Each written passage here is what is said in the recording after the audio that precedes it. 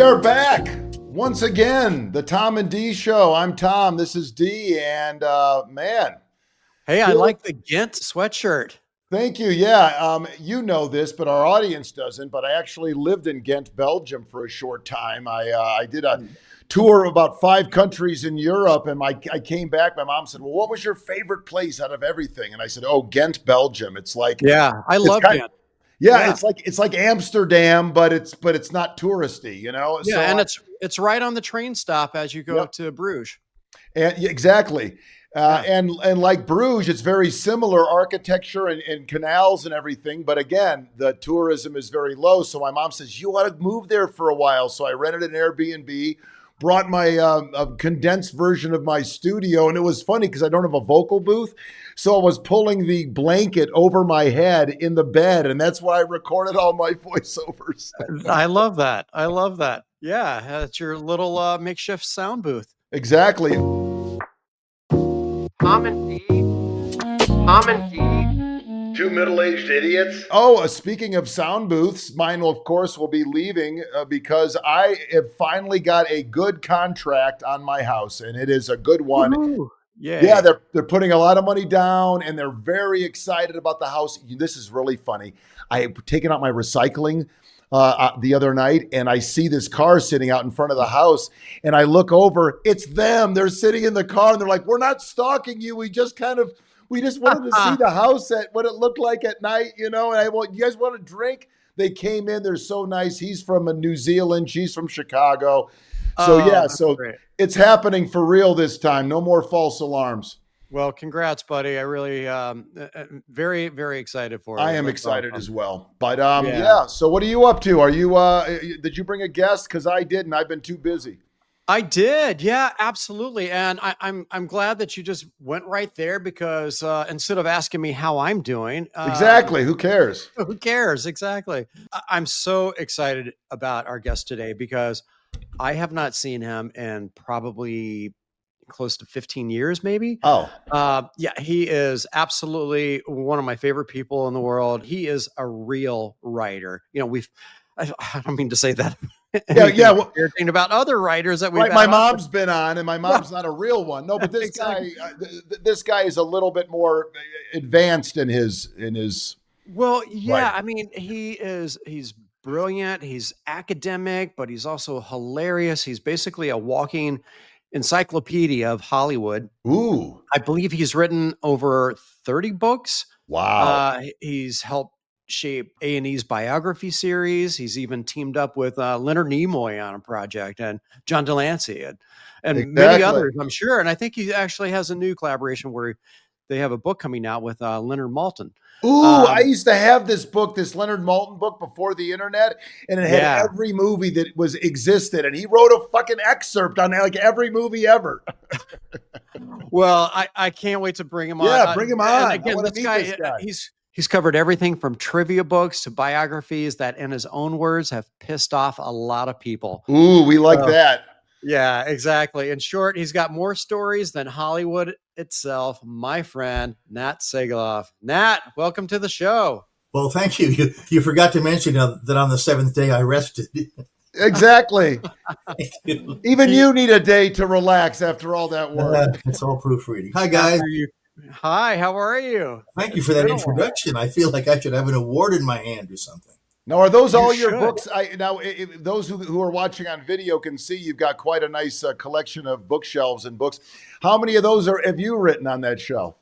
Well, I've lost count, somewhere over 30 books. Wow. Darren, you may be closer. Well, it's like a shark. I have to keep on writing or I don't have food on the table for myself or for Louis the Wonder Dog, who is somewhere around here. And I'll probably drop in. It's what I do for a living, Right. Make films or do podcasts or create buildings or whatever. I have to write for a living. Right. Yeah. And I didn't know sharks wrote. So you said it's like what sharks have to do. So that's a new one. In this town? Are you kidding? They devour. So I think the last time I saw you was at our mutual friend, Dom DeLuise's table. So, which we did often. For me, it was every kind of a standing every Tuesday when we weren't working, which is far too often for me. Well, I would get a call every now and then to come over and fill out the table because I was living in the flatlands at the time. And for me to make the schlep to Pacific Palisades, where Dom was a kind of a pilgrimage. But of course, you never knew who was going to be sitting at the table when you showed up. I'm That's sure right. you can remember some of the guests you were in front of. Yeah, absolutely. We actually did this little project called According to Dom, where I don't know if you remember, but I was telling Dom one day after everyone had left, it was like, we should put a camera and just kind of, record this, even if it's just for fun. Yeah, just for fun, and just to have the archives, of these stories would just be incredible. And he's like, no, I don't want to encroach on anyone's, privacy. And it's like, this is where people feel safe at my table.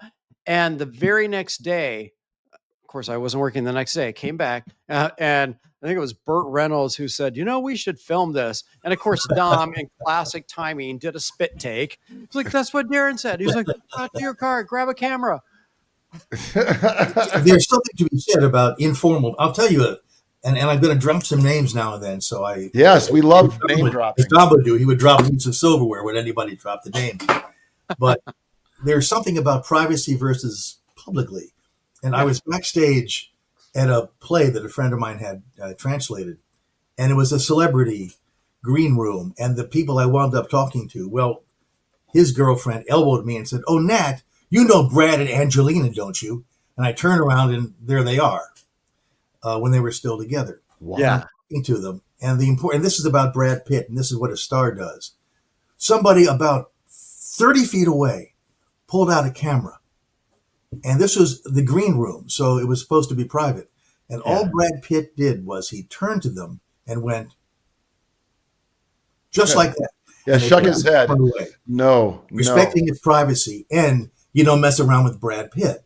But It was so subtle that nobody else noticed it, except I did. Yeah. This is the power, and this is the importance of letting public people be private. Right. I never forgot that. Wow. Right. Just another little story here too. I remember being with Dom, and he was signing autographs hours and hours. It was, I can't remember. I think it was like some award that he got, Lifetime Achievement Award, which he used to jokingly say, that's what they give you when they can't pay you anything. Right. But he stayed there for just hours, and he was so tired, and everyone was like, "Come on, let's go. We got to go." And one more, and then one more. And he's like, "Okay, sorry, I can't. I got to leave." And then the very next guy was like, "Asshole, I've been waiting for 15 minutes." Dom was, of course, like, "I'm sorry. Give me your fucking book. I'll sign it." Look, yes, it's the public, and they think that you're immortal and impervious and everything else. It's just something that happens when you're recognizable. I mean, can you imagine?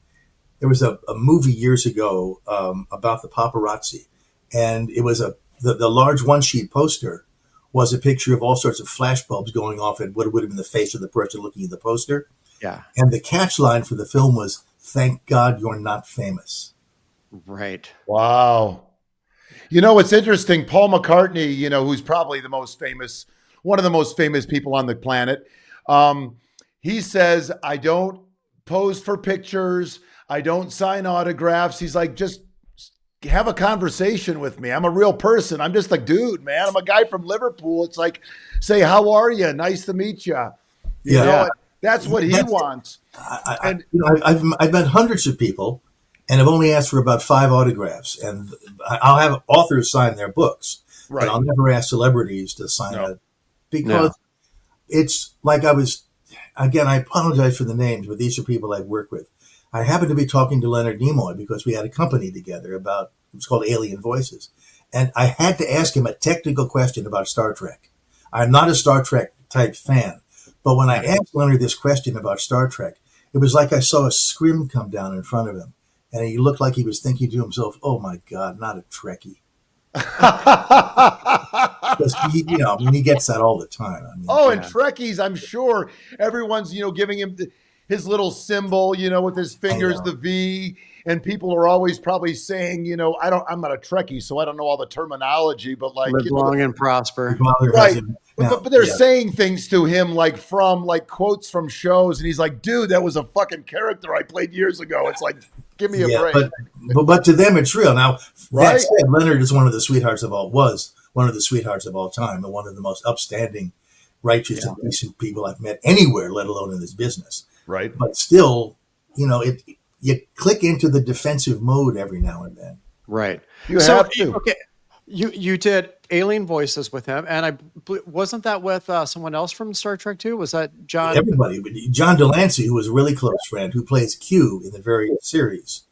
This came out of a version of the Orson Welles Mercury Theater Invasion from Mars that we recreated for a company called LA Theater Works, which was broadcast live from one of the guest quarter suite hotels. And it was John's idea to use the Howard Koch script from 1938 and to cast it with all Star Trek people. Ooh, so we went to the green room, and it was the biggest collection of Star Trek people outside of a production meeting at Paramount. We had Brent Spiner, we had Gates McFadden, Will Wheaton, Dwight Schultz. Or as they say on Family Guy, Will Wheaton. I don't know if you ever see Family Guy. No, every time his name comes up, they go, Will Wheaton. We had so much fun doing that.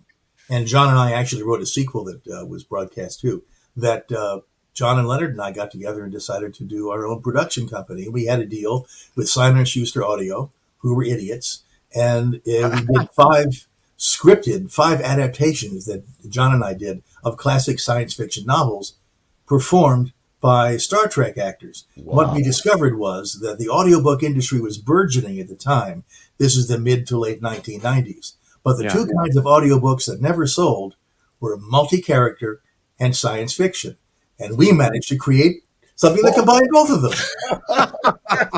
How did it do, though? Did it do pretty well because of the Trekkies?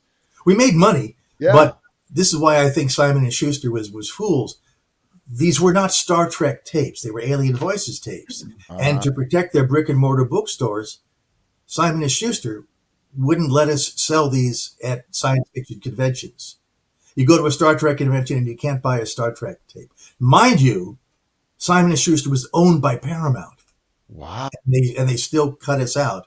We could only sell value added, by autographing them or something. We couldn't sell them right off the cart. Yeah. Wow. Bad. Yeah, it was one of those silly business decisions. Well, looking back on all of the books that you have done, some that come to mind for me that I've read, and some of my faves, like the Exorcist Legacy and Scarface. I think it was, I don't have it around. It was like trying to find that, but it was like a Year of Scarface. We'll put a picture of it in front of me. It was called Say Hello to My Little Friend, A Century of Scarface, where I talked about the 1932 Howard Hawks film and compared it, of course, with Brian De Palma's magnificent 1983 reiteration of Scarface. And we also talked about the mob, and we talked about the movies and about everything else. It was that kind of an omnibus book. The new one, of course, is called The Rambo Report, which is all about the 5 Rambo films and the cartoon series and the books. And it was written with the close collaboration of David Morrell, who created Rambo in his 1972 best-selling novel, First Blood. So I keep on grinding this stuff out. That is amazing. Cool. Did you get to meet Sly? No, I tried. All of his agents said no. I don't have time to meet you right now. Memoirs at the time, and I guess didn't want to give anything away. I don't know. He's a interesting character, very interesting, and he does a damn good job in these movies. I'm not against Sly. So believable, man. And then your latest book coming out with Leonard Maltin. Yes. I can only work with people named Leonard.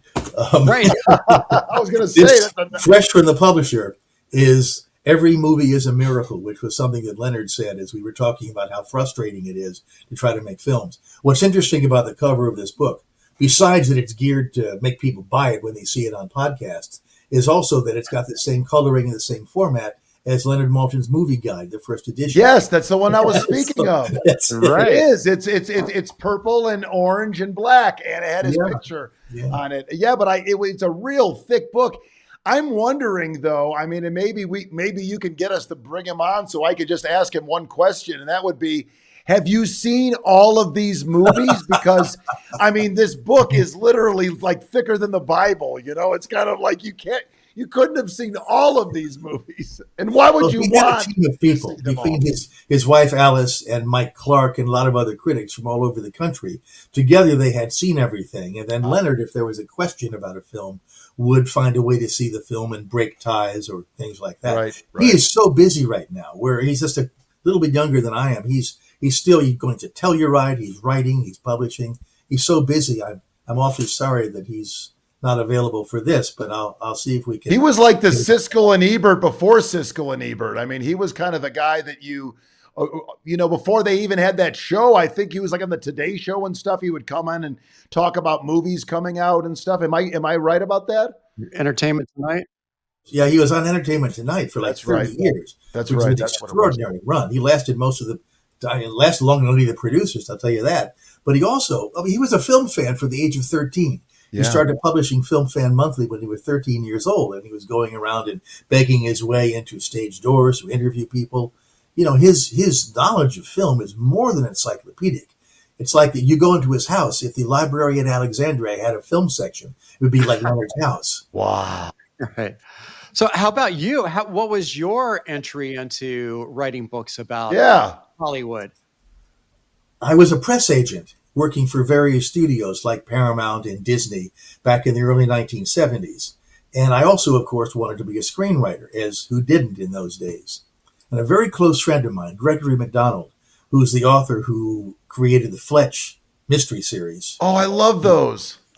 Took me aside one day. I remember exactly how and where it happened. He said, "Look, Nat, they make maybe 200 movies a year, and they print maybe 100,000 books a year. Your odds are much better if you write a book." So I called up a friend of mine whose film I happened to be one of the publicists on. This was William Friedkin, and I was one of the publicists on The Exorcist. And I said, "Billy, would you mind if I wrote your biography?" And he said, "Okay." That was it. That was as easy as it was, because Billy was that kind of a man. I was able to get an agent. I was living in Boston at the time. We got an immediate deal with William Morrow and Company, and I wrote the book. It was my first book. Came out in 1990. No kidding. Wow. And I'm having it republished this January by Bear Manor Media, which is a print-on-demand publisher, with a bit of an update because Billy passed in 2023. And I've gotten so many questions over the years for copies of the book because the publisher kind of destroyed it, that I'm happy to bring it back into print. So that's called Hurricane Billy, The Stormy Life and Films of William Friedkin. And I just turned your podcast into an infomercial for the works of Nat Segaloff. That's quite all right. No, that's why we have people on, not only to learn about them, but if they have something cool to share with our audience, that's even better. I'm such a whore. Oh, you think you're a whore? Oh, it's so funny. Every time we have a guest on, we've had some pretty big guests, movie people that say, I have a film coming up. I'm like, well, I do voiceovers. I'm like, well, if you need a voiceover for the trailer, or like anything that has to, I'm like, if you need this, and Darren, of course, says, there's Tom trying to pimp himself out again. That's how it works. People watching this who are only peripheral for the industry have to realize it's an industry of relationships. And the three of us are now bonded for life, as is anybody who can horn their way in. Because you want to hire your friends, or as Mike Nichols said, don't hire assholes. Well, yeah. What's funny is my mom and I talk about this a lot. People want to work with people. Like, let's just say that I'm, producing a movie and I'm going to say, okay, I want to bring on this guy to do lighting. I know him. I've worked with him. He's reliable. He's friendly. He's not going to be complaining and shit. It's like you want to be with people that are going to make your life easier. So me as a voice actor, if I'm nice to all my clients, I try to be as accommodating as possible. I want them to say, I like working with him. He's funny, he's friendly, and he's on time, and he gives me a good product. But it's almost like that other stuff is more important to them than the final product. They just want it to go smoothly, Yeah. He's not very good, but he's really, really available. True. I mean, that's what sometimes happens. Look, years ago, and I mean years ago, we were, I was at a press junket for a dreadful movie called Superman 4, The Quest for Peace. It was so dreadful, they wouldn't show it to the press.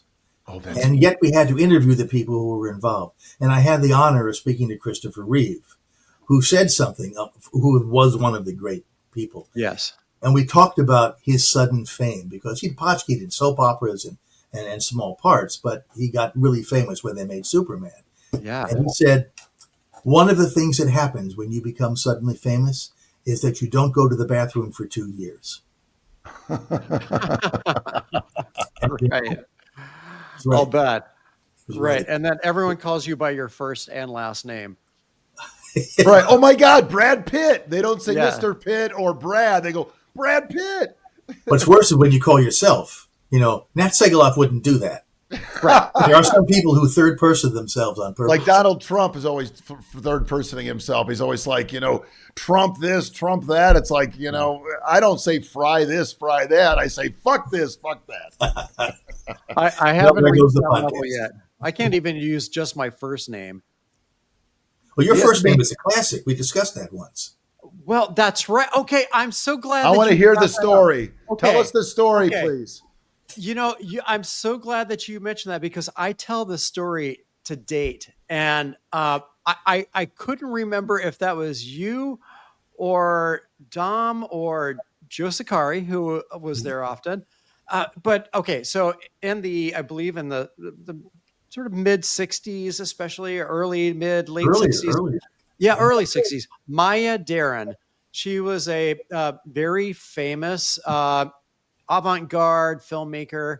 I believe avant-garde is probably the right description. Yeah, she was one of the people who formed the American avant-garde, starting with Alexander Hammett in the 40s, I think. Yeah. Well, so her last name is spelled Deren, like mine is. And so my Nat asked me if I was by chance named after Maya Deren, because I was, born in the mid 60s and mid to late. Let me just make sure that that's there, right?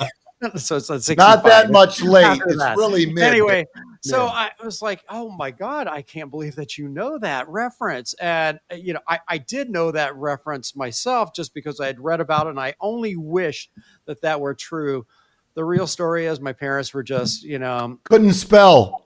They couldn't spell, Indiana hillbillies, and just like, I don't know how to spell Darren. So it was a typo. You didn't tell me this part. It was a typo. Oh, it was a typo. Like Darren McGavin, but they couldn't spell it. You know what's really funny is I was a substitute teacher in Los Angeles, and I would see all these, there was a lot of Hispanics in the Valley, and I was mostly subbing in the Valley. And I would read these names, and you could tell that it's like they wanted to name their daughter Jasmine, but they said Yasmin, and all these names that were even American names, where it was just like it had a J or had something else, and it wasn't quite spelled right, because it's like that's the way they said it, Yeah. I worked once with a lovely, lovely woman whose name was Portia. And I said, oh, like the Shakespearean character? And she said, oh, like the car. Exactly. Hello. 9/11. She was firing on all cylinders too. Right. There you go. But I didn't know that. Okay, Maya Deren's films are on YouTube. Meshes of the Afternoon and Transfigure. She's a terrific filmmaker, and really was not only a feminist. She looked sort of like Mary Elizabeth Mastrantonio. Yeah. Right. And was just a dancer and a great artist. Yeah, that was a really cool time when people did some really awesome experimental things with film, and just even with story. When was Orson Welles that did F is for Fake? Yeah, it was he, and that was 75 or 6, I think. I should know. I wrote about it, but it kind of goes into You wrote a book about it. It's like well, I wrote about the famous films of Last Directors, or the Last Directors' famous films. Yeah. Or looked both ways before crossing. I don't know what I'm saying here. Darren, finish your story, because I have another question. Okay. Well, F is for Fake. It was just, such a great experimental film that was at the time. And it began, it's been so long since I've seen this, but it was something like, for the next 65 minutes, everything that you see and hear will be true. of course, the movie lasted for like 75. I have the minutes, the runtime wrong, but the point was part of it's true, but the last part of it is fake. Right. And you coast right through it and right. you realize you've been had. Yeah. So it's just teed up as something that's authentic and true. Very, very Orson Welles like, with War of the Worlds, which you actually did a sequel to that. We did it, yes. We had started to work with Howard Koch himself, who I sort of knew. He was on in years, and John Delancey was producing this and called up Howard and said, "We want to do a sequel. Can you write a sequel?" And Howard said, "Yes." What's the pitch? He said, "Well, we go to Mars after the Martians." That was a great idea. And week after week went by and we had nothing. So John and I had to sit down and write our own sequel, which we did for about 15 minutes. And what we did after the invasion from Mars part of the show was over, we had all the actors revert to their real names as if they'd just come off of the stage. And we went to the green room, and we were in Santa Monica at the time, which is where the broadcast originated from. And we had all the actors congratulating each other and telling stories. And then all of a sudden, word came over the radio that something was going on in Santa Monica Bay because the Martians were attacking for real. Now, this was the time when the OJ trial was going on, and everybody was watching the news. And we had the contrivance of the Martians really did attack, but because there's so much fake news, nobody believed it. As opposed to 1938, when the Martians didn't attack, and everybody did believe it. Because there was only one, everyone was listening to the same radio station or whatever they were. Right. Yes, we just destroyed the world. Our little addendum was called When Wells Collide. And it was broadcast exactly once. And after that, LA Theater Works decided never to rebroadcast it. I have the original DAT tape here. Yeah. So it has not been lost.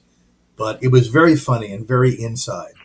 And a lot of fun. But, of course, the most important part of it was the invasion from Mars, which is still available on Amazon and from download. So you've written some things like this, which are not biographical 100%, but it sounds like a lot of your books are. Have you written just a fiction book, or have you tried something in that realm, or are you known as an author who just kind of does biographies on film and stuff? Well, the standard joke is there are some people who accuse my nonfiction books of being fiction.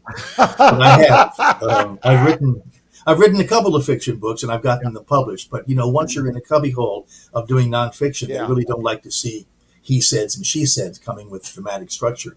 I've written one that's now been optioned for a movie, and we're trying to get it financed from one of the streaming companies. And another one that was novelized for a movie, and then the producer was bringing in the money was Russian, and he went back to fight against Ukraine, and I told him to go fuck himself.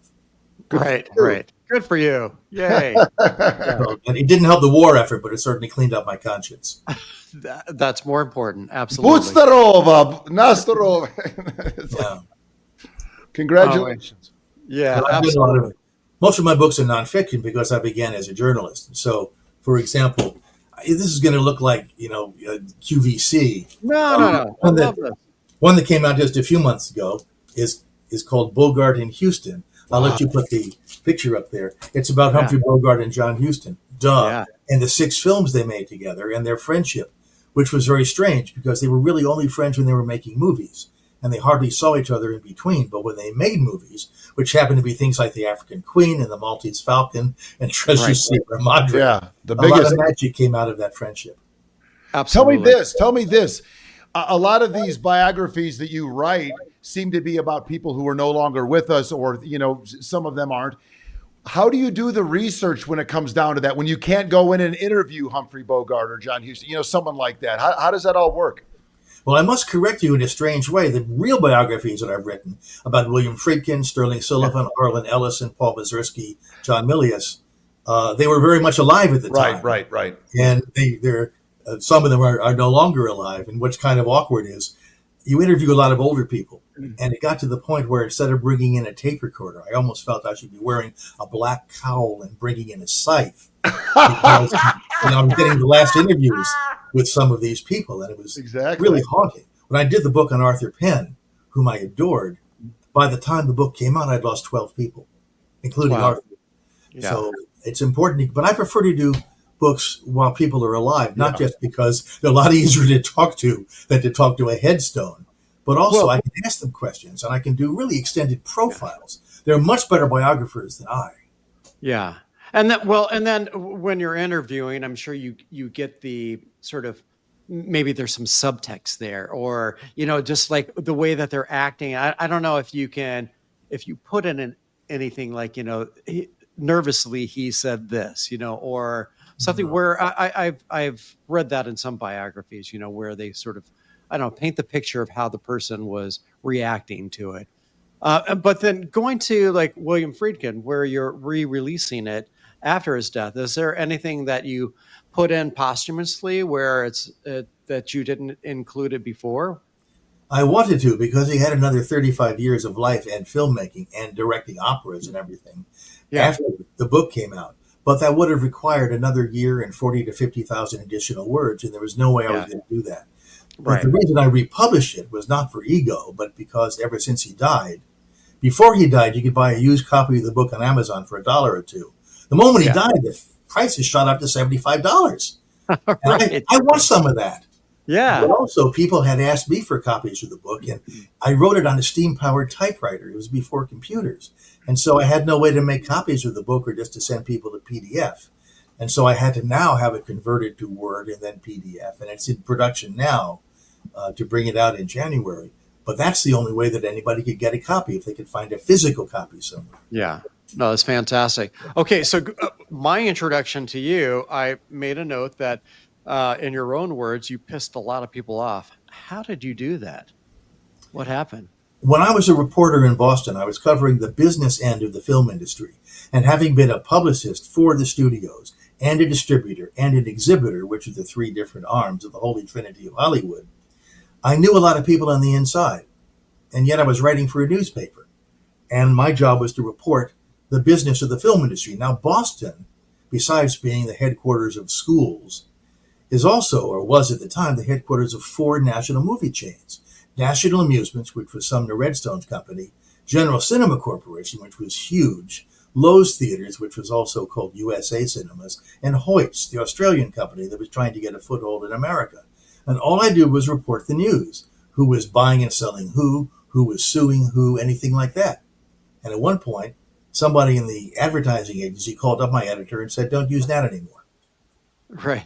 I had never published anything that was incorrect. They just didn't want it published at all. Yeah. So that's one of the things that compelled my move to Los Angeles. If you're going to be blacklisted, you might as well be blacklisted for something you did rather than something somebody thought. And better blacklisted in Boston than blacklisted in LA. Well, I love Boston, and I do miss it an awful lot, although you really can't go home again. Thomas Wolfe was quite right. So I've been doing things here. And, of course, there's so much reporting here that they didn't need me to do that. I just decided to re-gear and start producing TV shows when I knew people or writing books. And they've all kind of burgeoned over the last 30 or so years I've been here, including the joy of getting to know Dom and Carol and the boys. Right. Yeah. Right. Yeah. Those were some fantastic days for sure. That I miss them and think about it all the time, those days. Do you have any stories that you want to tell about Dom? Because you were really an insider. Well, I don't know. I feel kind of weird telling stories about, my relationship because this is more about other people, the guests, but I don't. If the guest asks, then you're allowed to do it. I know. Well, we may have been there at the same time, or maybe he recycled those stories for both of us. Look at it that way. I don't know. It was just, I think the biggest thing was that everyone was equal at Dom's table. So you would have, sometimes we'd be at that little round breakfast table, right off the kitchen. And then sometimes, it'd be the bigger tables, when he had other people over. But it was just, and then it was just, so a random person would just come to the door. And some days it would be Mel Brooks. Some days it would be, the guy that installed his floor, and whatever. They would just join in and everyone would go around the table and, take turns talking and telling stories. But everyone had equal importance. Sorry, getting a little choked up thinking about Dom. Yeah. Everyone had equal importance at Dom's table, and it was just, I love that about him. Love that about everyone else. And it didn't matter. I'm going to name drop, but it was, like I remember one day it was you, me, Dick Van Patten, and Mickey Rooney or something. Mickey Rooney wasn't. I didn't meet him over there. That was on the set of a movie that we did. I don't remember Mickey coming over, but Burt Reynolds and like Joe Sakari, Ruth Buzzy, like you name it. Was just this, and then it was like the guy that installed his floor, the mailman, and again it was a schmuck like me, it was just like amazing. Yeah, people who are watching this and hearing it may not remember Dom DeLuise in particular. He is known for mostly being Burt Reynolds' sidekick in a lot of films, right? But Dom was one of the most gifted comic actors, really in Hollywood, and he had the ability to ask the most intrusive questions with an aura of innocence about him. Yeah, that let him get away with murder. It was just amazing how he could be. We're sitting around a table, and he'll start to say, "When did you lose your virginity, and how?" Oh yeah, that's so true. Did that to you too? Question. Yes. And you couldn't evade the question. He made you answer. It was a way of committing yourself. Right. I remember he was talking to a woman once who was going on and on about this divorce of hers. And Dom simply said, "Why did you get divorced?" And she dodged the question and kept on talking about her divorce. And Dom said, "Why did you get the divorce?" And she kept on going on and on. Finally, Dom said, "Dear, I'm 72. I don't have much time. Why did you get the divorce?" And there was one time, because as you know, you'd always find him. He was in a wheelchair at that point because of atrophy of his muscles in his legs, and he'd be cooking. And you'd go in the house through the door. And at one point, he had a cutting from the National Enquirer posted on the door that said, "Funny man Dom DeLuise has 2 weeks to live." You go past that, and here he is cutting up sausages and peppers in the living room. It's going on as if nothing's wrong. But I challenged him on something he said, or maybe he stepped on a punchline. He said, "Don't give me a hard time. I've only got 2 weeks to live." He was fantastic. And again, Carol and the boys, they were all just so kind to me and, my family over the years. And, I miss those days for sure. It was a lot of fun. They were good. Yeah. And then Dom with his birds too. Oh my God. Oh, those birds. Fucking birds. I'll tell you, when he died, it was in the kitchen, and we were calling around. And I think it was David, the youngest son, called up Bob Borgen, who was a writer friend. And this is the end of the conversation I heard in the kitchen. David is saying, "Bob, I have a favor to ask of you." Pause. "No, not take the birds." Right.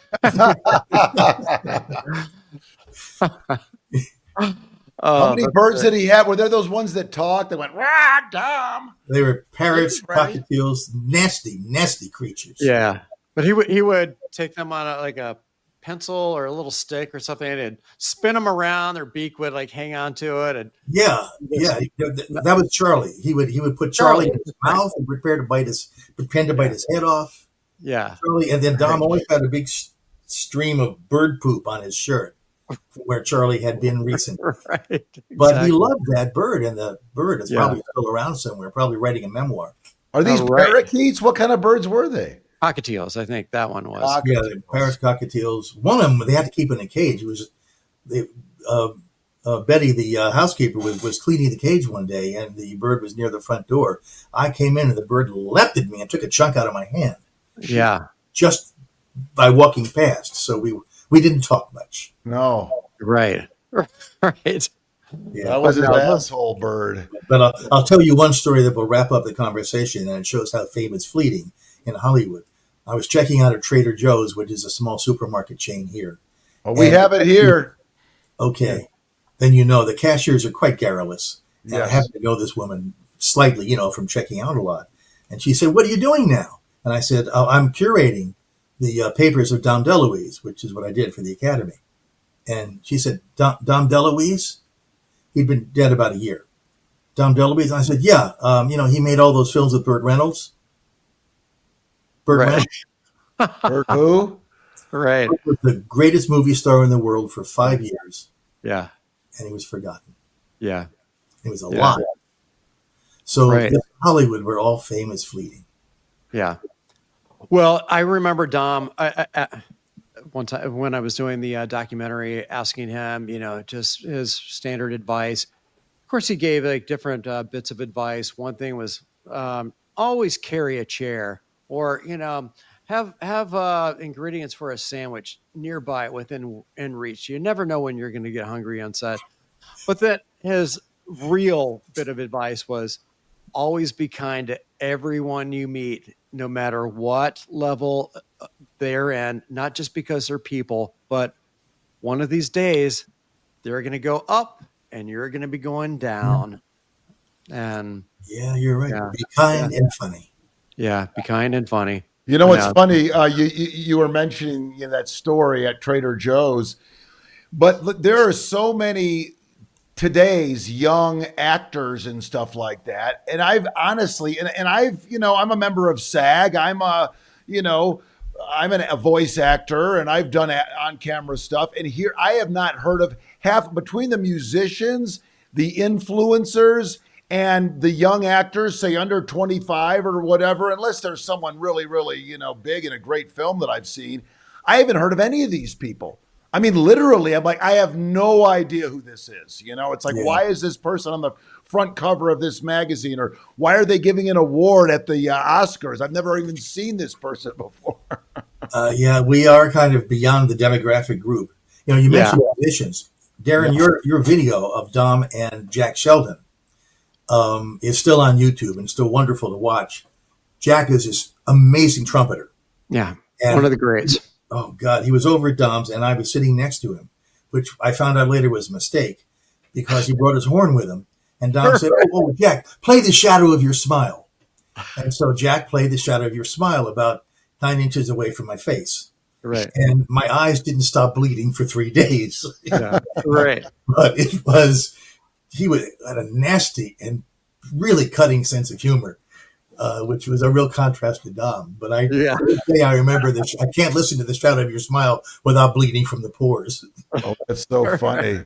Leave the horn in the car next time if you want to sit next to him. He loved music. There was always just some incredible musician that was there. Lloyd Batista was a common face that was there and played a lot. And Lloyd, I believe he had written for a lot of different TV shows and films. And Al, blanking out on Al's last. No. Bundy?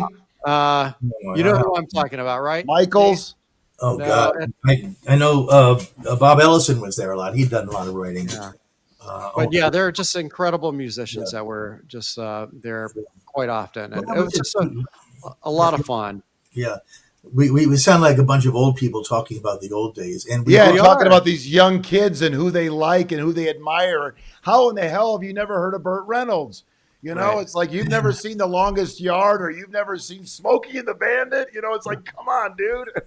Well, I mean, we knew people that were, out of our generation. Right. We knew the Cary Grants and exactly. Olivia. The Shecky Greens. But now there's so much competition for attention or fame that I can understand. Yeah. Look, when we were attracted to a Clark Gable or a Cary Grant, they made 50 movies. Yeah. Now you're lucky if somebody makes one film and they get publicity and then they go away. Yeah. So true. So tell what's next for you? What's next after this Maltin project? Well, I've just sold a book to the University Press of Kentucky, which is called The Secret Hitchcock.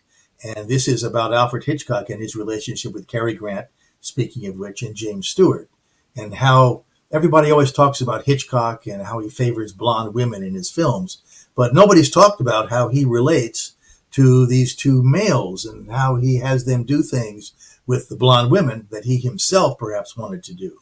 So this is where that's going to be coming out sometime next year. So again, so how is that research done on this situation when you can't sit down and talk to people who are his best friend or whatever? Well, fortunately, Alfred Hitchcock is probably the most well-researched and well-chronicled filmmaker in Hollywood history.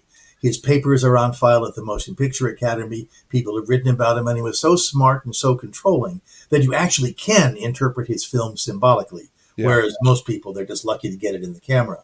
And of course, this isn't a biography as much as it's an interpretation, a kind of a scholarly paper, if you will. It is from a university press. Very good. I have another book that I'm finishing up now about the relationship between a director and an actor and the films they made together. And it's purely out of superstition that I'm not talking about it until I finish it. But that's going to be, I think, a good analysis of how these two people who really were quite apart socially and politically came together and made some of the greatest movies ever. Something just happened and clicked. I've got a bunch of proposals going around, but my agent has me writing books on spec now rather than selling proposals. And that's a lot of heavy lifting, especially when it comes to buying groceries. But it's the only way that I can maintain control of the books. And I've yet to have a manuscript turned down in all of these books that I've written. That's incredible. Well, you do them first. Well, we really appreciate you fitting us in. I mean, it sounds to me like you should be in front of your computer right now. I am. Well, just to finish up here too, you're saying writing things on spec. It's kind of the trend that we have in all facets of entertainment, where you're doing things on spec and taking the risk, as the creator versus someone else, because I don't know, it's just it's a little maddening and unfair, and I think in a lot of ways, but I don't know. I get that all the time. It's like no one's willing to pay for anything to. We want to try this, and to do this pilot. It's more like, okay, you got an idea, you guys go out and shoot it, and it's not enough just to be able to get like a little sizzle reel and a pitch deck done. It's no, let's go ahead and do a full pilot, or at least an abbreviated pilot. Let's put that in front of a test audience. Okay, well, let's do one more. You're going to split it with us. And it's just so hard to get anything done anymore. This is why we have guilds. They try to protect people. Of course, it was that way in advertising all the time. You'd have to work up a whole campaign and then go into competition with another agency that was pitching it. Yeah. It's, I think, largely a factor of the people who make the decisions now not knowing squat about the business or what they want, or how to read a work print. Well, we never even get to work print, or how to even read a proposal.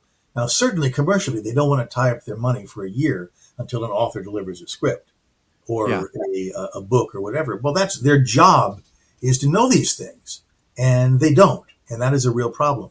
But I just find it's much easier to do the book first, because I don't know how many pitch meetings I've been in where what I pitch is not what they hear. Yeah, and not because I can't pitch. It's because their mind is somewhere else, or they're thinking of something. Yeah. That's just not efficient at all. But again, writing a book isn't like reading a pilot. Right. Before we wrap things up, Darren and I have talked about doing this, and you're going to be our first, what's the word I'm looking for? Guinea pig? Guinea pig. There you go. If you could interview 3 people on a podcast that you were hosting, who would those 3 people be? Ooh, I like that. You know what that reminds me of? It reminds me of the last scene in the George Powell movie, The Time Machine, when the time traveler has gone to the future, and Philby, his friend, notices there are 3 books missing from his library. And he doesn't remember what they are, and neither does the housekeeper. But he asked the housekeeper, if you were going to the future to rebuild civilization, what 3 books would you take? So we'll leave this question and the answer open until we actually talk. Okay, fair enough. Nat, thank you so much. I really appreciate your time. You are absolutely a genius at what you do. You're smart as you are funny. And that's saying a lot, because you are just incredible. And I hope people watch this, listen to this, and read 30 books or more that you've published. Thank you. And counting. They're all on Amazon. Enjoy yourselves. All right. So great meeting you. Thank Talk you. to you soon. Take care. Very cool, man. I really like him, dude.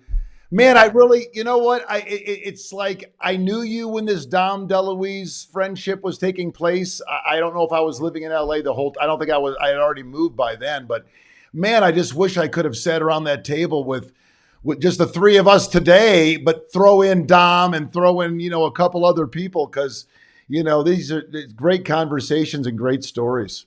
Oh, it was a blast. I love those days. And, Nat is somebody that I've been wanting to have on the show for some time. He was on my list. Like as soon as I talk about the 3 people that you want to have on, Nat was definitely one of them. Yeah, for sure.